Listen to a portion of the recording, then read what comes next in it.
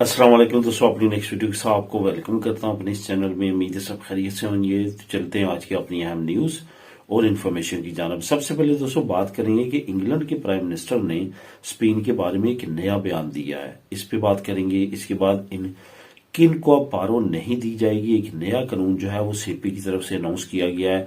इसको अपने डिटेल के साथ समझना है, काफी अहम कानून है और आपकी पारो को फ्यूचर पे काफी ज्यादा इफेक्ट करेगा। इसको मैं डिटेल के साथ आपको समझाऊंगा और इसका लिंक भी शेयर करूंगा। उसके बाद वोक्स पार्टी ने एक नई कोशिश शुरू की है, इस पे बात करेंगे। उसके बाद नेशनल पुलिस की तरफ से एक हदायतनामा जारी किया गया है, इस पे आपने लाजमी तौर पे अमल करना है। इस चीज से बचना है जिससे नेशनल पुलिस ने अनाउंस किया है, ताकि आप बड़े नुकसान से बच सकें। इस पे बात करेंगे वीडियो के आखिर में। तो आज आप लोगों को ये बताता चलूं कि लिंक्स कौन कौन से मिलेंगे। इंग्लैंड प्राइम मिनिस्टर का स्पेन के बारे में जो नया बयान है, इसका लिंक मिल जाएगा। इनको पारो नहीं मिलेगी, इसका लिंक मिलेगा। पारो से रिलेटेड वोक्स पार्टी से रिलेटेड जो अपडेट है वो नेशनल पुलिस, ये चारों न्यूज के लिंक्स आपको नीचे डिस्क्रिप्शन में मिल जाएंगे। चारों न्यूज के लिंक्स को आप खुद भी क्लिक करके रीड कर सकेंगे। तो दोस्तों शुरू करते हैं डिटेल्स। इससे पहले आपको ये बताना चाहूंगा कि जो दोस्त इस चैनल पे नए हैं, लाजमी तौर पे चैनल को सब्सक्राइब करें, ताकि वो तमाम इन्फॉर्मेशन जो डेली बेस पे इस चैनल पे मैं शेयर करता हूं, डेली जो स्पेन का स्टैंडर्ड टाइम 12 बजे है, वो मैं कोशिश करता हूं कि वीडियो जो है एग्जैक्ट 12 बजे आप तक पहुंच जाए। तो इस वजह से डेली बेस पे यहाँ पे न्यूज इन्फॉर्मेशन मैं इस चैनल पे शेयर करता हूं। काफी मेहनत करना पड़ती है न्यूज तलाश करने में, नई अपडेट्स आने में।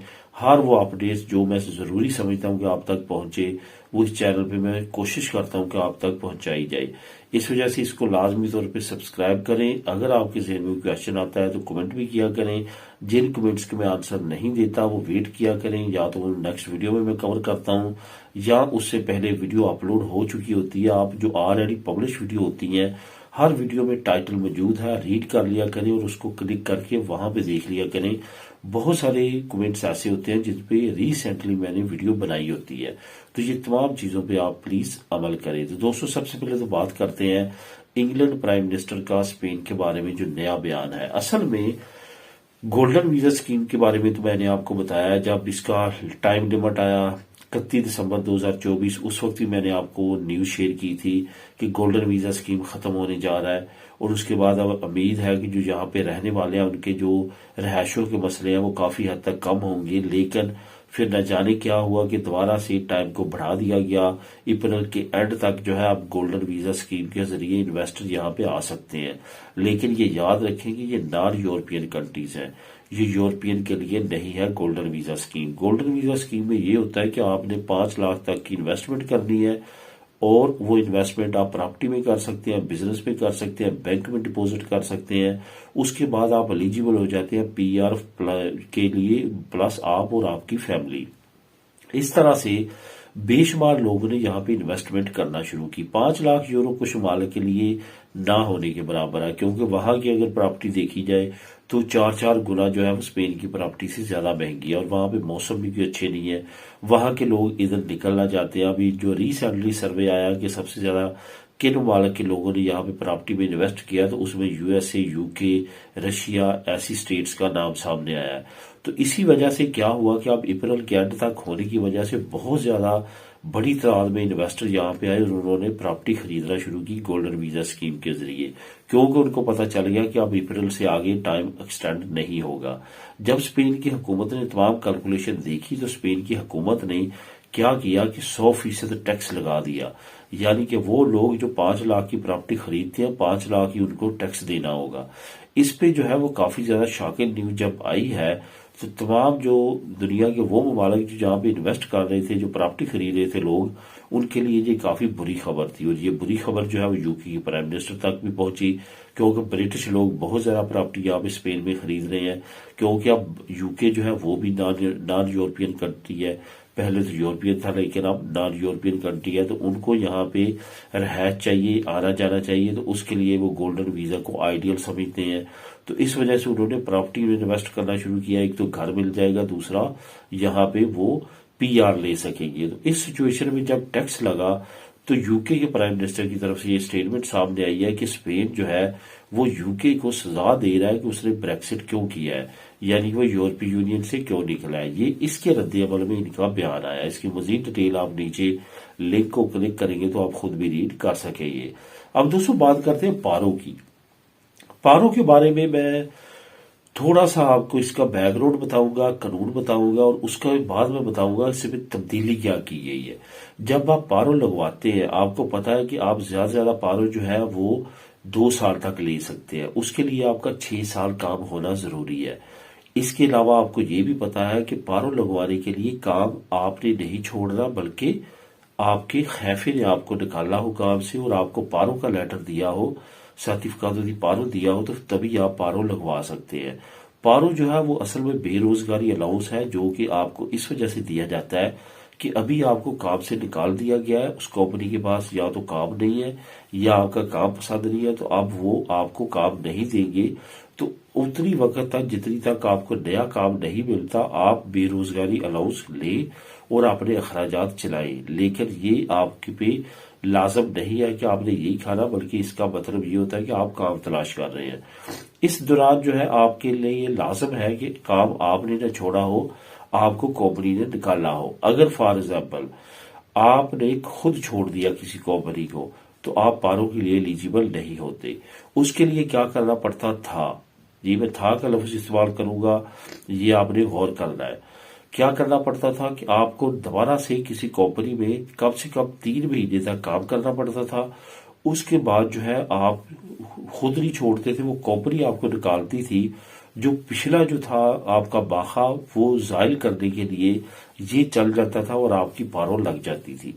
लेकिन अब हुकूमत ने तमाम कैलकुलेशन करने के बाद ये जान लिया है कि ये तमाम ड्रामे किए जाते हैं।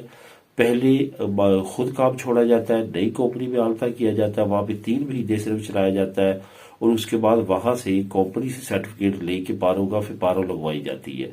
अब उन्होंने क्या कहा कि 3 महीने नहीं, 3 महीने से ज्यादा अगर आपने काम किया होगा तो तभी आपकी पारो लगेगी। 3 महीने वाला जो कानून है वो खत्म होने जा रहा है। 3 महीने के लिए अगर आपको बाहा होता है तो फिर आपको पारो नहीं लगाई जाएगी। ये सीपी की तरफ से नया कानून अनाउंस कर दिया गया, जिसका लिंक नंबर 2 नीचे मौजूद है, आप खुद भी इसको क्लिक करके रीड कर सकते हैं। अब दोस्तों बात करते हैं वोक्स पार्टी की। वोक्स पार्टी जो है अगर आप ये स्टडी करें कि ये कब वाज़े वजूद में आई, कब इसको तकवीयत मिली, कब इसने एक पार्टी की शक्ल इख्तियार की और कब इन्होंने इतनी एग्रेसिवली जो है वो सियासत शुरू की, तो आप इसको पढ़ेंगे तो आपको पता चलेगा ये सही तौर पे जो फली फूली है वो डोनाल्ड ट्रंप की पहली दौरे हुकूमत में फली फूली है।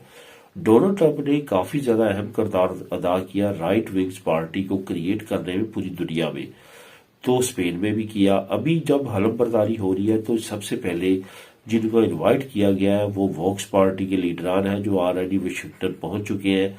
जो नीचे मैं आपको लिंक प्रोवाइड कर रहा हूँ वहां पे उनके वीडियो क्लिप भी है, वो वहां पे पहुंच चुके हैं और वहां पे काफी ज्यादा जो है वो गर्मजोशी के साथ डोनाल्ड ट्रंप की तकरीब में शामिल होंगे। साथ उनके बयानों से भी ये सामने आ रहा है कि वो स्पेन में काफी कुछ अहम तब्दीलियां लेके आना चाहते हैं। तो ये एक अलार्मिंग सिचुएशन है इमिग्रेंट्स के लिए, इमिग्रेशन के नए कवानीन के लिए। इधर जो पेड्रो सांचेस है उसके गिर्द काफी घेरा तंग किया जा रहा है, उसकी वाइफ को लेके उस पर करप्शन के इल्जाम लगाए जा रहे हैं, उस पर केस चल रहे हैं।